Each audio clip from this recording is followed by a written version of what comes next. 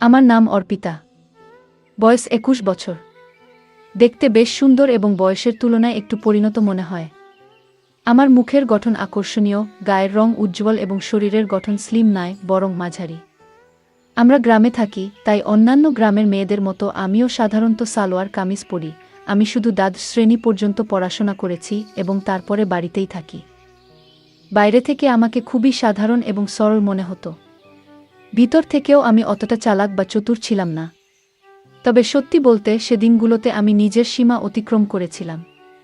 জীবন আমাকে এমন কিছু অভিজ্ঞতা দিয়েছিল যা ভাবনার বাইরে। আমি অনেক দিন আগে একটি অভিজ্ঞতার মুখোমুখি হয়েছিলাম যা আমার মনে এখনও গভীর ছাপ রেখে গেছে। ঈশান ভাইয়ার সঙ্গে আমার পরিচয় এমন এক সময় হয়েছিল যখন আমার জীবনে অনেক একাকিত্ব ছিল। ওর সঙ্গে সময় কাটানো আমার কাছে খুব ভালো লাগত। ঈশান ভাইজা সবসময় আমার প্রতি খুব যত্নশীল ছিল, আর তার উপস্থিতি আমার মনকে হালকা করে তুলত। প্রথম দিকে যখন ওর সাথে সময় কাটাতাম তখন শরীরে যেন একটু বাড়তি চাপ অনুভব করতাম। মনে হতো যেন একটু বিশ্রামের দরকার। কিন্তু ধীরে ধীরে সবকিছু স্বাভাবিক হয়ে আসতে লাগল। সময়ের সঙ্গে সঙ্গে আমাদের মধ্যে এমন একটি রুটিন তৈরি হয়ে গেল যে সুযোগ পেলেই আমরা একসঙ্গে সময় কাটানোর জন্য উন্মুখ হয়ে থাকতাম। তবে বাড়িতে অন্য কেউ থাকলে আমাদের একটু ভয় লাগত যদি কেউ দেখে ফেলে।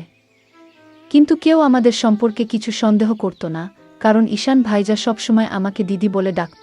আসলে আমি বয়সে তার থেকে ১-২ বছরের বড় ছিলাম। তাছাড়া তখন শীতকাল ছিল, তাই সবাই ঘরে নিজেদের কাজে ব্যস্ত থাকত। আর ঈশান আমার মামাতো ভাই। রাতে সবাই নিজ নিজ ঘরে ঘুমাতে চলে গিয়েছিল। আমি এবং ঈশান ভাই আলাদা ঘরে ঘুমাতাম। একদিন রাতে দরজা বন্ধ করে ঘুমানোর পর হঠাৎ একটি ঘটনা ঘটে যা আমার জীবনে ভিন্ন একটি অভিজ্ঞতা এনে দিয়েছিল। তখন আমাদের বাড়ির এক সদস্য, আমার মাম, অনেক বেশি অসুস্থ হয়ে পড়েছিলেন। সেই কারণে আম্মু এবং আমি তাকে দেখতে তাদের বাড়িতে যাই। আমাদের নিয়ে আসার জন্য ঈশান ভাই গাড়ি নিয়ে এসেছিল। প্রথমেই সে এসে আম্মুর পা ছুঁয়ে সালাম করল। তারপর আমাকে দেখে অবাক হয়ে বলল, আপনি তো অনেক বড় হয়ে গেছেন। গাড়িতে করে আমরা বাসায় ফিরছিলাম। তখন সন্ধ্যা ৭টা বাজে। আমরা দেরি করেই রওনা দিয়েছিলাম, তাই সময় লেগেছিল। বাড়ি পৌঁছে দেখি মামা রান্না করছেন আর মাম বিছানায় শুয়ে আছেন। আম্মু রান্নাঘরে ঢুকে মামাকে বকতে লাগলেন, যখন এত সমস্যা ছিল তখন আমাকে আগেই জানালে ভালো হতো। এত কষ্ট করার কি দরকার ছিল? আম্মু রান্না করতে লাগলেন আর আমি মামিকে দেখে তার পাশে বসে পড়লাম। মামু আমাকে দেখে বেশ খুশি হলেন, কিন্তু তার শারীরিক অবস্থা খুবই খারাপ ছিল। কিছুক্ষণ পর আম্মু মামিকে খাবার দিলেন এবং নিজ হাতে তাকে খাইয়ে দিলেন। ততক্ষণে ঈশান ভাই আমাকে ডাকলেন। আমি তার দিকে তাকিয়ে জানতে চাইলাম কি হয়েছে। ঈশান ভাই আমাকে তার কথাগুলো শোনানোর জন্য অপেক্ষা করছিলেন, যা পরবর্তীতে আমাকে একটি নতুন অভিজ্ঞতার মুখোমুখি করেছিল। রাতে খাওয়ার জন্য যখন আমি ঘরে ঢুকি তখন ঈশান ভাই খাবার খাচ্ছিলেন। আমাকে দেখেই সে বলল, দিদি চলে আসুন, খাবার খান। আমি বললাম, না ভাইজা, আপনি আগে খান, আমি পরে খাবো। কিন্তু সে আমাকে জোর করেই বসালেন। আমিও খুব ক্ষুধার্ত ছিলাম, তাই বেশি আপত্তি করলাম না। আমরা মজা করে একসঙ্গে খাবার খেয়ে নিলাম, কারণ আমরা আসার সময় চিকেন নিয়ে এসেছিলাম। খাওয়া শেষ হওয়ার পর আমি আম্মুর ঘরে ঘুমাতে যাওয়ার জন্য রওনা দিলাম। তখন ঈশান ভাই বলল, দিদি যদি কিছু মনে না করেন তবে এখানে আমার ঘরেই ঘুমান না। আমি একটু অবাক হয়ে বললাম, না ভাইয়া, আমি আম্মুর কাছেই ঘুমাবো। কিন্তু সে বারবার অনুরোধ করতে থাকল। শেষে আমি বললাম, ঠিক আছে, এখানে থাকবো, কিন্তু আগে আম্মুকে জানিয়ে আসি। ঈশান ভাই আম্মুকে গিয়ে জানালেন যে আমি তার ঘরে থাকছি। এদিকে আমি আমার সালোয়ার কামিজ বদলে ঈশান ভাইয়ের দেওয়া লোয়ার আর টি শার্ট পরে নিলাম, কারণ আমার পোশাকটা একটু বেশি টাইট ছিল। আমাকে সেই পোশাকে দেখে ঈশান ভাই হেসে বললেন, দিদি আপনাকে এই পোশাকেও অসাধারণ লাগছে। তুমি এত সুন্দর কেন? আমি তাকে কিছু বললাম না, শুধু হেসে কথা ঘুরিয়ে দিলাম। এরপর আমি গায়ে চাদর দিয়ে বিছানায় বসে পড়লাম আর ঈশান ভাই নিজের চারপাইতে শোয়ার ব্যবস্থা করতে লাগলেন। তখন আমি বললাম, ভাইজান, বিছানাতেই ঘুমিয়ে পড়ুন, এখানে অনেক জায়গা রয়েছে। খাওয়া দাওয়ার পর ঈশান ভাইও চাদরের মধ্যে এসে বসে পড়লেন। ঈশান ভাই ছিলেন খুবই হাসি খুশি এবং মজার মানুষ। তিনি মজার মজার কথা বলে আমাকে অনেকক্ষণ হাসালেন। কথা বলতে বলতে কখন যে রাত 11টা বেজে গেল এবং কখন যে আমি ঘুমিয়ে পড়লাম বুঝতেই পারিনি। সকালে ঘুম ভেঙে দেখি ঈশান ভাই আমার চুল নিয়ে খেলা করছেন। আমাকে দেখে তিনি হাসি মুখে বললেন, গুড মর্নিং দিদি, ঘুম কেমন হলো? আমি হাসতে হাসতে বললাম, খুব ভালো হয়েছে ভাইজা। তারপর আমরা দুজন চাদরের মধ্যে বসে চা খেতে শুরু করলাম। সেই সময় আম্মু আমাদের জন্য গরম গরম চা নিয়ে এসেছিলেন। সকালটা খুবই ঠান্ডা ছিল, তাই চাদরের মধ্যেই চা খাওয়া হলো। ঈশান ভাই তখন বারবার আমার দিকে তাকাচ্ছিলেন। আমি হাসি মুখে জিজ্ঞেস করলাম, কি ভাইজা, এমন করে তাকিয়ে আছেন কেন? তিনি মজা করে বললেন, আপনার চোখ দুটো খুব বড় এবং সুন্দর। সত্যি বলতে দিদি, আপনার চোখের দিকে তাকালে মন ভালো হয়ে যায়। আমি মজা করে তাকে জিজ্ঞেস করলাম, সকালে আমি যখন ঘুমিয়েছিলাম তখন তুমি কি করছিলে? তিনি একটু হেসে বললেন, কিছু না দিদি, আপনার চুল ঠিক করছিলাম। ঈশান ভাই দেখতে বেশ সুদর্শন ছিলেন। তার মুখে তখনও দাড়ি-গোঁফ আসেনি। তার ত্বক খুবই পরিষ্কার ছিল এবং আমার চেয়ে সামান্য কম লম্বা ছিলেন। তার এমন কিছু আচরণ মাঝে মাঝে আমাকে একটু অবাক করত। সকালটা বেশ ব্যস্ততার মধ্যে শুরু হয়েছিল। আম্মু ঘরের কাজকর্ম নিয়ে ব্যস্ত ছিলেন আর মামা কাজের জন্য তৈরি হচ্ছিলেন। আমি আম্মুর কাজে সাহায্য করতে লাগলাম। এর মধ্যেই মামা খাবারের প্যাকেট নিয়ে কাজে বেরিয়ে গেলেন। আমার সকালে স্নান করার অভ্যাস অনেক দিনের, তাই প্রতিদিনের মতো আমি স্নান করতে বাথরুমের দিকে যাচ্ছিলাম। কিন্তু আমি জানতাম না যে ঈশান ভাইও এই সময় স্নান করেন। বাথরুমের দরজা খোলার সঙ্গে সঙ্গে আমি লজ্জায় লাল হয়ে গেলাম এবং দ্রুত নিজের ঘরে ফিরে এলাম। ঈশান ভাই তখন স্নানে ব্যস্ত ছিলেন। তার মুখে সাবান ছিল এবং তিনি আমাকে দেখতেও পাননি। কিন্তু আমি এতটাই লজ্জা পেয়ে গিয়েছিলাম যে সেই দৃশ্য বারবার আমার মনে ভেসে উঠছিল। আমি ঘরে বসে নিজের মতো করে কিছু একটা ভাবছিলাম আর একা একাই হাসছিলাম। ঠিক তখনই ঈশান ভাই স্নান সেরে ঘরে এলেন। আমাকে একা একা হাসতে দেখে তিনি মজা করে বললেন, কি হলো দিদি, আজ তো বেশ খুশি লাগছে। ঈশান ভাইয়ের কথা শুনে আমি একটু চুপ হয়ে গেলাম এবং বললাম, না ভাইজান, তেমন কিছু না, আপনার কথাই ভাবছিলাম। তিনি ফোন চালাতে চালাতে পাশে বসে বললেন, আমার ব্যাপারে এমন কি ভাবছিলে যে এত হাসি পাচ্ছে? আমি একটু হেসে বললাম, না ভাইজান, থাক, এটা বলার মতো কিছু নয়। কিন্তু ঈশান ভাই তখন জিদ ধরে বসলেন, না দিদি, বলো না। না বললে আমি ভুল কিছু মনে করব। তখন আমি বললাম, প্লিজ ভাইজান, এটা নিয়ে আর কিছু ভাববেন না। এরপর আমি তাড়াতাড়ি উঠে স্নানে চলে গেলাম। স্নান শেষে আমি নিচে হাফ প্যান্ট আর টপ পরে ফিরলাম। তখনও ঈশান ভাই সেখানেই বসেছিলেন। স্নানের সময় আমি চুলও ধুয়েছিলাম, তাই ঘরে ফিরে চুল শুকোচ্ছিলাম। মজা করার জন্য আমি জেনে বুঝেই পানি একটু ঈশান ভাইয়ের দিকে ছিটাচ্ছিলাম। এটা দেখে হঠাৎ ঈশান ভাই উঠে দাঁড়ালেন এবং আমার চুল ধরে আমাকে বিছানায় বসিয়ে দিলেন। তার আচরণে আমি রাগ করে উঠে বললাম, এটা কি হচ্ছে ঈশান? রাগের বশে আমি তার হাতে একটি মৃদু আঘাত করলাম। এরপর ঈশান ভাই কোনো কথা না বলে চুপচাপ ঘর থেকে বেরিয়ে গেলেন। তার এই আচরণে আমিও কিছুটা হতবাক হয়ে গেলাম। আমার মনে খুব আফসোস হচ্ছিল যে হয়তো আমাকে এটা করা উচিত ছিল না। কিন্তু আমি জানতাম ঈশান ভাই যা করতে যাচ্ছিলেন তাতে যদি আমি তাকে থামাতে কোনো পদক্ষেপ না নিতাম তবে হয়তো তিনি থামতেন না। এরপর আমি তাড়াতাড়ি নিজের চুল ঠিক করলাম এবং গোসল করে আম্মুর কাছে চলে গেলাম। আম্মু শুধু মামির কথা ভাবছিলেন। তিনি ওনার জন্য ওষুধ দেখিয়ে দিয়েছিলেন, গোসল করিয়ে দিয়েছিলেন এবং খাবারও প্রস্তুত করে রেখেছিলেন। তখন আম্মু বললেন, তাড়াতাড়ি ঈশানকে ডেকে আনো। সে গরম গরম খাবার খেয়ে নিক, পরে খাবার ঠান্ডা হয়ে যাবে। আমিও জানতাম যে ঈশান ভাই আমার উপর রেগে আছেন। যখন আমি তাকে ডাকতে গেলাম দেখলাম তিনি ছাদের উপর আছেন। ঈশান ভাই ছাদের উপর বসে ফোনে কিছু দেখছিলেন। আমি পেছন থেকে ডাক দিলাম, ভাইয়া, নিচে চলে আসো। আম্মু খাবারের জন্য ডাকছেন, কিন্তু তিনি কোনো উত্তর দিলেন না। তখন আমি আরও কাছে গিয়ে তার কাছে সরি বলতে লাগলাম, ভাইজা, দয়া করে আমাকে ক্ষমা করে দাও। রাগের মাথায় এমনটা করে ফেলেছি। তবু তিনি চুপ করে থাকলেন এবং আমাকে উপেক্ষা করতে লাগলেন।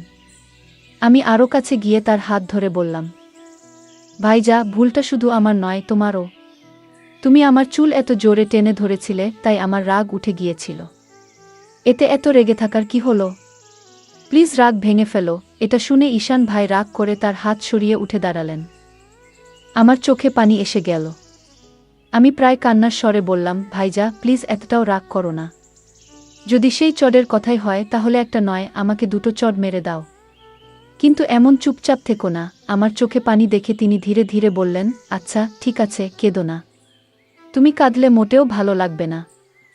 কিন্তু তোমার হাত তোলাটা ঠিক হয়নি।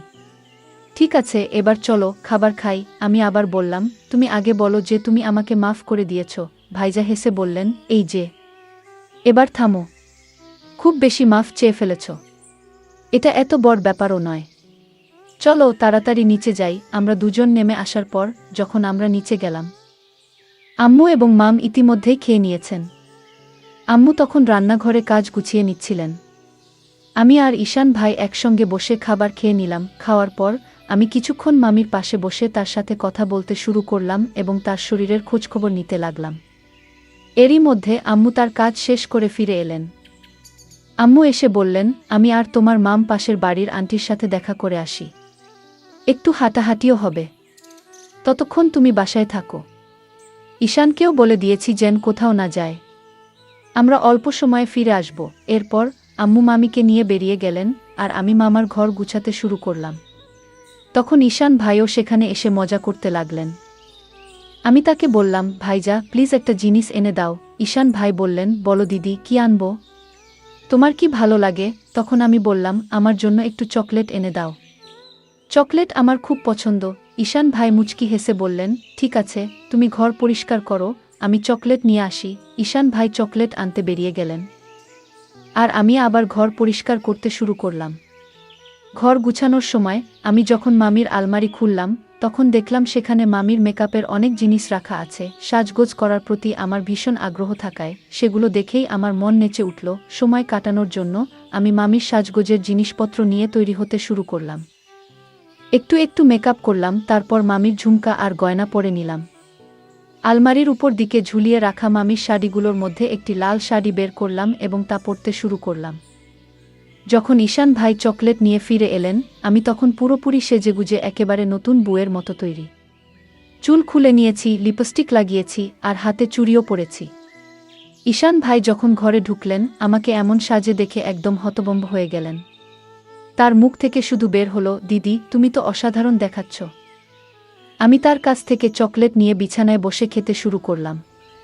ঈশান ভাইও পাশে বসে গেলেন আর তার চোখ আমার উপর থেকে সরছিল না।